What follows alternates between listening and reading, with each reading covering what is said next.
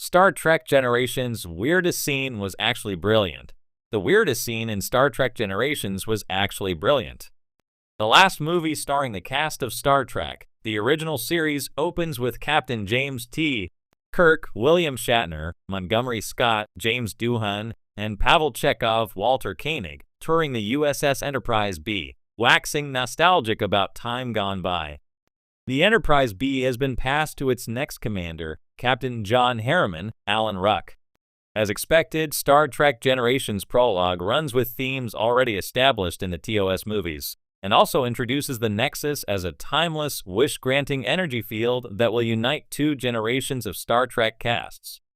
Following the opening prologue with the familiar TOS crew, Star Trek Generations passes the narrative baton to the cast of Star Trek: The Next Generation. Instead of shifting to the USS Enterprise D, the action takes place on a 19th-century British naval vessel. Captain Jean-Luc Picard, Patrick Stewart, and the USS Enterprise D's bridge crew are dressed in period-appropriate military garb to celebrate Worf's, Michael Dorn, promotion to lieutenant commander. At first, this weird scene seems entirely out of place in a Star Trek movie, but the cinematic debut of the Star Trek: The Next Generation cast is actually quite clever. Star Trek Generations' weird holodeck scene was a brilliant way to introduce the Star Trek: The Next Generation cast to the wider movie-going audience. There's something intriguing about seeing the caption reading 78 years later, and then being introduced to a much older Enterprise before seeing the Enterprise D right away. TNG fans already knew about the holodeck, but general audiences who might have only watched the Star Trek: The Original Series movies hadn't seen the holodeck in a movie before. The holodeck was a great way to show just how advanced 24th century technology was compared to the 23rd century. The holodeck scene in Star Trek Generations is an interesting way to meet the USS Enterprise D crew, and also sets up individual character arcs within the film. Each TNG character gets a moment to show who they are and what their role is. Explaining a joke to LT, Commander Data, Brent Spiner, sets up the importance of Data's emotion chip. Showing the TNG characters' comfortable interactions in an off-duty situation shows that the Enterprise D bridge crew is a tight-knit family, which gives Picard a reason to resist the temptations of the Nexus later in the movie. There was an even better holodeck scene in Star Trek: First Contact. While Captain Picard and Lily Sloan, Alfre Woodard, are trying to outrun the Borg on a chase through the USS Enterprise E, they take momentary refuge in the holodeck. Specifically, Jean-Luc and Lily enter a nightclub in Picard's Dixon Hill 1940s detective program. The Borg are essentially immune to energy weapons like starfleet phasers, since they quickly adapt to the different phase variances. With the holodeck safety off, however, Dixon Hill's machine gun does real, physical damage that the Borg can't adapt to. The Dixon Hill scene in Star Trek: First Contact was one of the last times the holodeck was significantly used in a Star Trek movie. Star Trek: Insurrection's extended away mission meant there was no need to escape to the holodeck. Star Trek: Nemesis downplayed being Star Trek at all, instead focusing on action-adventure elements. Obviously, correlation is not causation, but it's interesting to note that neither Star Trek: Insurrection nor Star Trek: Nemesis were particularly well received.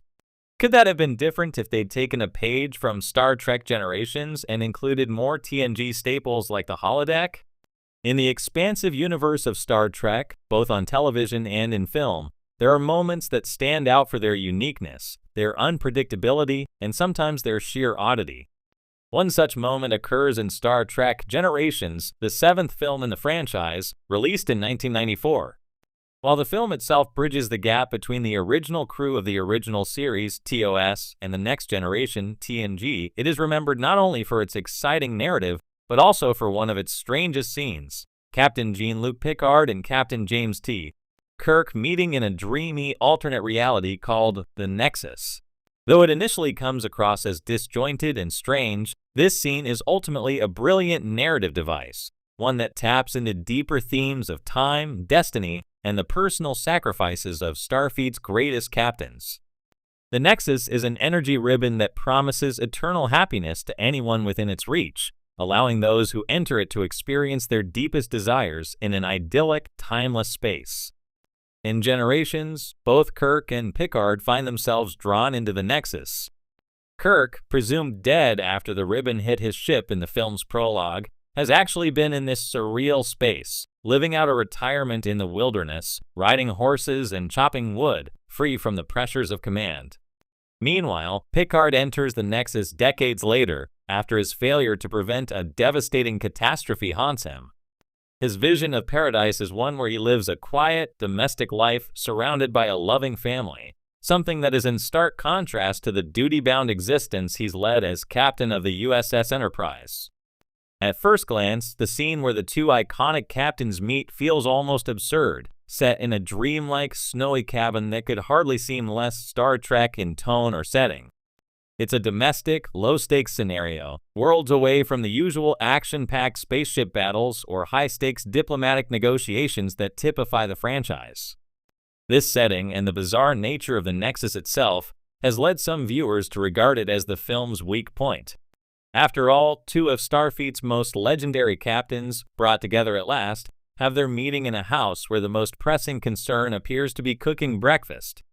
But this moment's brilliance lies in the psychological and philosophical exploration that it provides. For the first time, we see Kirk and Picard in an environment where they are not defined by their duties, where they are offered everything they thought they wanted, free from the demands of command or the needs of the greater universe. Kirk, now unburdened by the weight of leading a starship, initially embraces his personal paradise. Picard, haunted by his inability to save his loved ones in reality, finds solace in a fantasy of family. Both characters are confronted with a reality that gives them what they could never achieve in their real lives. However, as the scene progresses, both captains come to realize that the idyllic existence offered by the Nexus is a trap. It's not real. Kirk, with his instinctive understanding of heroism and duty, is the first to see through the illusion. "This isn't really me," he says, realizing that the thrill of adventure, the unpredictability of life as a starship captain, and the responsibility to others are what truly define him. He understands that his purpose is not to live a life of comfort, but to face challenges, to act, to risk his life for a greater good. He gives Picard the courage to do the same.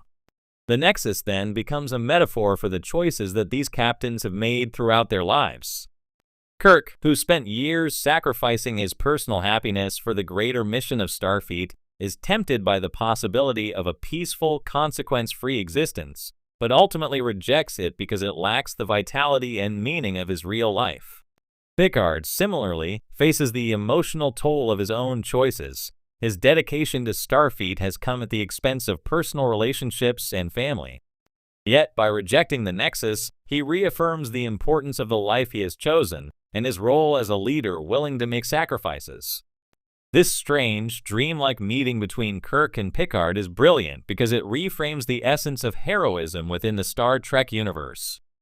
In a genre often dominated by action and external threats, this scene takes an introspective turn, exploring the internal struggles of its heroes.